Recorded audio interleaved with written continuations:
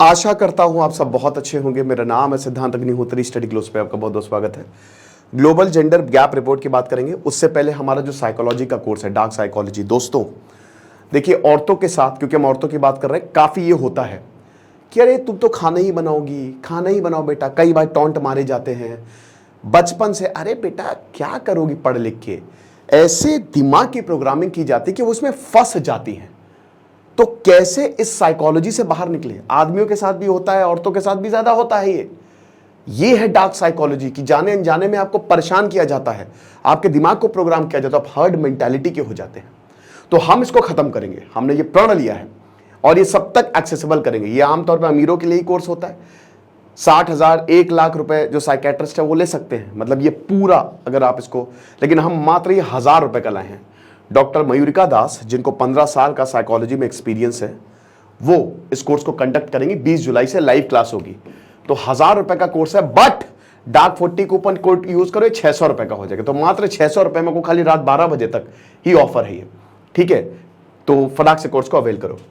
तो global gender gap report क्या होती है? Global gender gap report economic participation कितना है औरतों का, कितनी पढ़ाई पढ़ लिख गई हैं औरतें, पॉलिटिकल पार्टिसिपेशन कितना है, हेल्थ कितनी बढ़िया है। बेसिकली 4 ही पार्टिसिपेशन होते हैं। और भारत जो है, भारत ने इंप्रूव किया है। 64.3% है भारत का। 64.3% जो है ओवरऑल जेंडर गैप समझ रहे हो? जैसे भारत में 940 है ना, अगर वो सेक्स रेशियो की बात करें, मतलब हर 1000 पे 940 औरतें हैं, राइट, जो कि बड़ा है, ठीक है, अच्छी बात है। 940 है कि 942 है, थोड़ा सा देख लीजिएगा, चेक कर लीजिएगा। तो जेंडर गैप यही होता है कि और आदमियों के मुकाबले औरतें कितनी ऊपर गई हैं। अभी भारत बहुत पीछे है, बहुत ज्यादा पीछे है, बट फिर भी भारत धीमे धीमे बढ़ रहा है। इंप्रूवमेंट है 1.4% पॉइंट्स का, ठीक है। और 8 पोजीशन में जब आखिरी बार जेंडर गैप निकाला था ना 2020 में, तो तब से 1.5% का इंप्रूवमेंट है। तो देश ने parity in enrolment across all level of education achieve तो की है। बहुत अच्छी बात है कि कम से कम एजुकेशन में औरतें आगे आई हैं। ये गैप घटे, और जितना ज्यादा गैप, जैसे 0 और 1 से इसको नापा जाता है। 1 मतलब है कि गैप बिल्कुल ही कम हो गया, एकदम, समझ रहे हो भाई? जाहिर सी बात है, 0 से 100 पे नापा जाएगा तो 100 मतलब 100%, और 0 मतलब हुआ ही नहीं। तो जितना आप इसके पास जाएंगे, 100 के पास, तो वही 0 और 1 उतना बढ़िया होगा। ये ऐसे मार्किंग दी जाती है। तो भारत 64.3% पे है इस समय जेंडर गैप पे, ठीक है ना। और यही है कि भारत जो है 36.7% इकोनॉमिक पार्टिसिपेशन और अपॉर्चुनिटी, ये बड़ी खराब चीज है। अगर 100 मर्द है तो 64, मतलब ये तो ओवरऑल कंपैरिजन है, पैरिटी है, बट इकोनॉमिक पे देखिए, अगर 100 है तो 36, दैट्स इट। इसको 100 आना पड़ेगा। चलो 100 ना आए, कम से कम 80-90 तो आए। अक्सर लड़कियों को हम पढ़ाते ही नहीं। इस वही डार्क साइकोलॉजी में हम बताएंगे क्या लड़कियां पढ़ के करेंगी क्या। देख लो बेटा, यूपीएससी में टॉप 10 में लड़कियां ही लड़कियां। जब भी आप उनको मौका दोगे ना, आपसे बढ़िया वो करके दिखाएंगी, समझ रहे हो? तो ये चीज है। तो भारत ने पॉलिटिकल एम्पावरमेंट में काफी बड़े कदम बढ़ाए हैं, ठीक है। 25.3% पैरिटी इस डोमेन में है, ये बहुत अच्छी बात है। पॉलिटिकल रिप्रेजेंटेशन तो औरतों का होना ही चाहिए।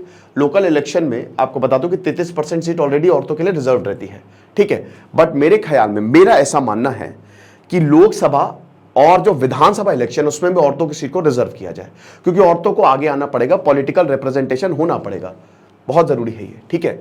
15.1% पार्लियामेंटेरियंस हैं औरतें हमारे यहाँ, ठीक है, जो भी बहुत कम है। हाईएस्ट रिप्रेजेंटेशन है 2006 से, अच्छी बात है, बढ़ रहा है, बढ़ना भी चाहिए। 1.9% पॉइंट इंप्रूवमेंट है सेक्स रेशियो में, सबसे बढ़िया है। अभी सेंसस हुआ नहीं है, अब अगले साल देखिए होने की उम्मीद है, पहली बार सेंसस डिले हुआ है। तो अभी वियतनाम हो गया, चाइना हो गया, अजरबैजान हो गया, अभी काफी ज्यादा लो स्कोर है, इनका भी लो स्कोर है, ठीक है। हेल्थ और सर्वाइवल सब इंडेक्स में भी लो स्कोर है। आगे देखते हैं। फिर भारत ने इकोनॉमिक पार्टिसिपेशन में, ये तो चलिए ठीक है ना, 36.7% इकोनॉमिक पार्टिसिपेशन की हमने बात की थी। एक बहुत बड़ा चैलेंज है कि इसको कैसे ऊपर तक लाया जाए। साथ ही साथ अभी वेजेस और इनकम में भी हमको पैरिटी देखने को मिली है। आमतौर पे जैसे काफी औरतों ने बोला है कि जो हमारे काउंटर पार्ट्स है, मतलब मेल्स को जितनी पैसा मिलता है, इनफैक्ट आपने बॉलीवुड में भी ऐसा बोला जा रहा है कि मेल्स, जैसे करीना कपूर ने एक बार इंटरव्यू दिया था, और एक और थी हीरोइन, उन्होंने कहा था कि जितना मेल्स को फीस दी जाती है, उतनी फीमेल्स को फीस नहीं दी जाती है, ठीक है। तो उसमें भी हमको अभी इंप्रूवमेंट देखने को मिल रहा है। ड्रॉप है हमको रिप्रेजेंटेशन ऑफ वुमेन, अगर सीनियर पोजीशंस की बात करें तो ये थोड़ा सा कि टेक्निकल रोल्स और सीनियर पोजीशन में ये जो है वो ड्रॉप हुआ है। देन उसके बाद पाकिस्तान रैंक 142, बांग्लादेश 59, चाइना जो है वो 107, नेपाल 116, श्रीलंका 115 और भूटान 103, राइट। ये चीज है।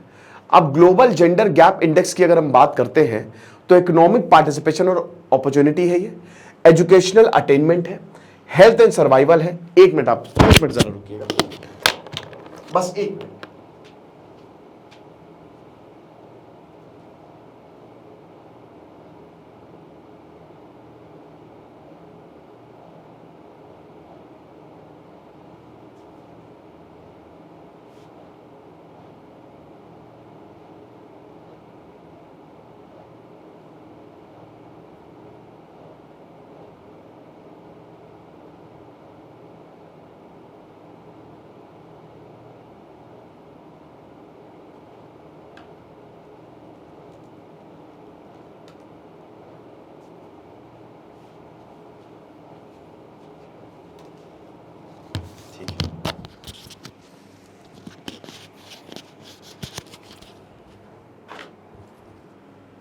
कुछ लोग इतना परेशान करते हैं, उनको चैन नहीं आता है, आप समझ रहे हो, है ना।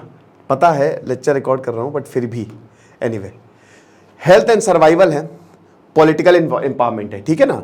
तो इकोनॉमिक पार्टिसिपेशन हो गया, एजुकेशनल अटेनमेंट हो गया, हेल्थ एंड सर्वाइवल और पॉलिटिकल एम्पावरमेंट, ये 4 चीजों पे ये 4 की डायमेंशंस है। और जैसा कि हमने बताया ये 4 सब इंडाइसेस हैं और 0 और 1 किस में रैंकिंग दी जाती है। लॉन्गेस्ट स्टैंडिंग इंडेक्स रहा है जो कि बहुत 2006 से ये प्रोग्रेस को ट्रैक करता है कि आखिरकार कितना जो है वो क्लोज हुआ, ठीक है, मतलब जो मेल और फीमेल हैं वो कितने क्लोज हुए, रैंक निकालता है। अब अगर हम बात करते हैं कि यही गैप्स वुमेन और मेन में, हेल्थ, एजुकेशन, इकोनॉमी और पॉलिटिक्स में, यही 4 चीजें हैं भाई। अगर औरतों की हेल्थ बढ़िया है बहुत, अब जैसे NFHS सर्वे के हिसाब से 50%, आधी से ज्यादा औरतें एनीमिक है, उनको खून की कमी है। एजुकेशन की बात करें तो एजुकेशन एक बहुत इंपॉर्टेंट पैरामीटर है। ये 4 पिलर है, औरतें छत हैं और ये 4 पिलर हैं, समझ रहे हो। तो उसमें एक हेल्थ है, एक एजुकेशन है कि लड़के को तो खूब पढ़ाओ, लेकिन लड़कियों का कुछ नहीं, इकोनॉमी है और पॉलिटिक्स है। फिर उसके बाद इसी से ही जो स्टेक होल्डर्स हैं यहां पे पॉलिसी बनाते हैं औरतों के लिए, बहुत इंपॉर्टेंट है और प्रायोरिटीज देते हैं कि आखिरकार क्या है। तो ये हिसाब किताब है। आइसलैंड जो है ये टॉप रैंक पे है। अच्छा मैंने आपको रैंक तो बताई नहीं, अरे यार, अच्छा अभी बता दो, पहले देख लीजिए। आइसलैंड जो है वो रैंक 1 पे है, ठीक है। 14 साल में लगातार आइसलैंड नंबर 1 पे है और 91.2% है, यानी कि है ही नहीं एक तरीके से जेंडर पैरिटी, ठीक है। तो ये चीज है। तो 90% जेंडर गैप, बाकी जितनी भी नॉर्डिक कंट्रीज हैं, यूरोपियन कंट्रीज वैसे भी और नॉर्डिक उसमें बढ़िया। तो नॉर्वे हो गया 87.9%, फिनलैंड हो गया 86.3%, स्वीडन हो गया 81.5%। तो ये चीज है, ठीक है। तो ये बेसिकली टॉप रैंकर्स हैं। रैंकिंग्स में आपको बताना भूल गया, मैं भी आपको बता देता हूं। पिछले साल भारत की रैंक 135 थी, इस बार भारत की रैंक 127 है, तो भारत की रैंक पीछे है। पाकिस्तान की 142 है, बांग्लादेश की 59 है, बहुत अच्छी बात है भाई, बांग्लादेश अच्छा कर रहा है। चाइना की 107 है, नेपाल की 116 है, श्रीलंका की 115, भूटान की 103 है, ठीक है ना। तो ये हिसाब किताब है। आई होप ये लेक्चर आपको पसंद आया होगा। और जैसा कि हमने बताया भैया, हमारा डार्क साइकोलॉजी का कोर्स लीजिए, जेंडर गैप इसमें जरूर कम होने की संभावना है, क्योंकि हम वही चीजें बताएंगे जो आपके काम की, कैसे आप अपनी इस साइकोलॉजी को, इस ट्रेड को, ये पॉजिटिव वे में हम आपको बताएंगे, वैसे है नेगेटिव लेकिन हम पॉजिटिविटी में बताएंगे, कैसे आप इसको अपने सक्सेस के लिए यूज कर सकते हो। तो डार्क 40 कूपन कोड यूज करिए, आपको बहुत ज्यादा फायदा होगा।